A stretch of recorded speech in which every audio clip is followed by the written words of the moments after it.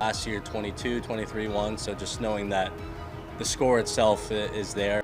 Imagine a teenage kid turning up at a major tournament and simply making the cut, as if nothing remarkable happened. That's exactly what Michael Thorbjornsen did. But in a world that prefers spectacle, his arrival looked more like a whisper than a roar. Michael was born in 2001 in Cleveland, Ohio, but his story spans continent. His mother, Sandra Chang, is from Zimbabwe and played college golf in Ohio. His father, Thorbjorn, hailed from Norway. From the very beginning, Michael was not just someone who played golf. He questioned it. By age 2, plastic clubs were part of his play. By 4, he was tagging along to the course. By 6, he was sharpening his swing. The divots in junior tournaments began telling the story. He won the U.S. Kids World Championship at ages 10 and 11. Those were early signals of a kid who couldn't be measured by age brackets. In 2018, at just 16, he claimed the U.S. Junior Amateur at Baltusrol, earning a spot in the 2019 U.S. Open at Pebble Beach. There, as a high schooler, he made the cut. He finished 79th, a feat so rare for an amateur at that age it made insiders sit up.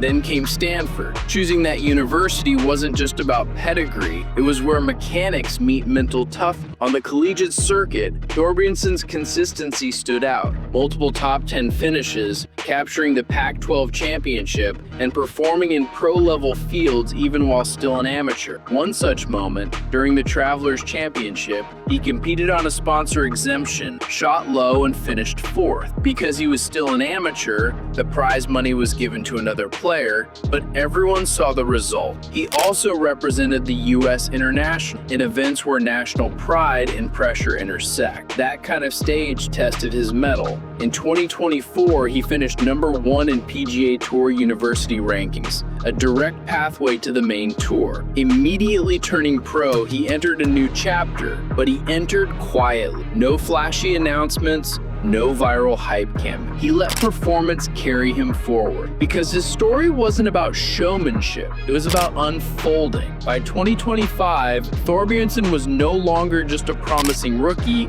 he was a contender. In his 3rd PGA Tour start, he nearly won the John Deere Classic, finishing as runner-up.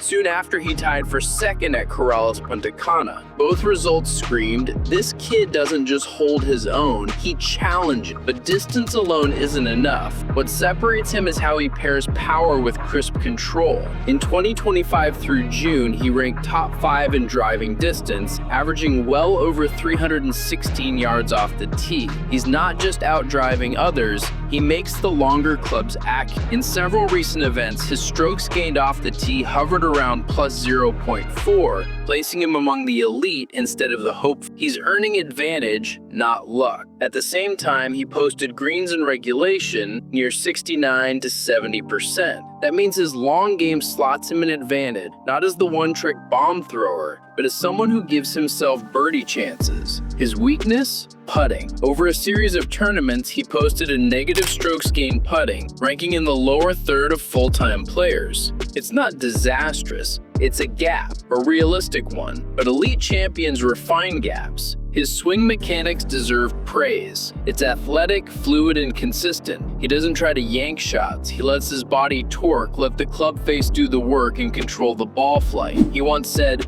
when I hit them solid, they go the distance I need, and they cut wind. They stay steady. That mindset separates power from chaos. In major settings, he's shown flash. At the 2025 PGA Championship, his rounds of 68, 70, 74, 74 placed him T41. Not headline winning, but more than serviceable. A test run, not a crash test. And in team events, he's shown he can perform. In 2025, he tied for 4th at the Zurich Classic of New Orleans, demonstrating he can succeed beyond individual stroke play. That versatility mattered. Behind the scenes, he made an intriguing move, adding Lance Bennett as caddy. Bennett has caddied for Tiger Woods, Matt Kuchar, and others. The early pairing suggests he brings calm, better ball striking reads, and mature course management, the kind of guidance a rising star needs when the margin for error shrinks. So how did so many miss his arrival? A few reasons. First, he isn't loud. He doesn't chase viral moments or hype. He works. He competes, he shows. In an era obsessed with clickbait, quiet excellence is a liability. Second, saturated waves of promising rookie. In a field flush with rising names, Hojgaards, Kordas, Poggeaters, media attention is fragmented. He's a blast in a room full of fireworks. Third, the pathway was unobtrusive.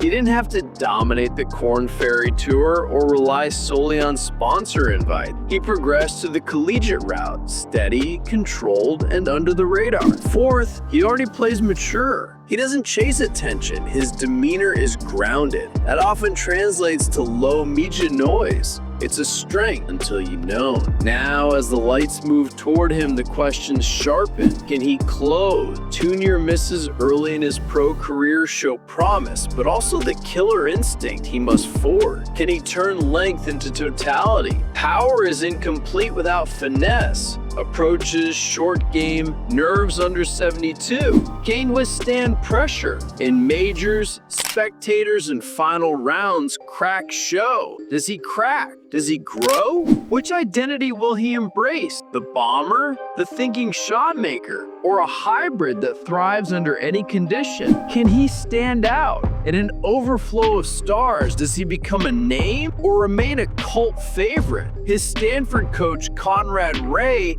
issued words seldom given lightly. When he's on, there aren't many guys who can drive better than him. And I don't say that lightly. That's not hype. It's a statement. In 2025, Michael steps into a season of proof. More starts, more high-profile events, more pressure. Does he win? Does he contend deep in majors? Does he become a fixture? Or does he fade into the churn? One thing seems clear. The golf world would be wise to start noticing. This is not a background arrival. He's the quietly building storm. He doesn't ask for hype. He earns it. And that may be stronger in the long run.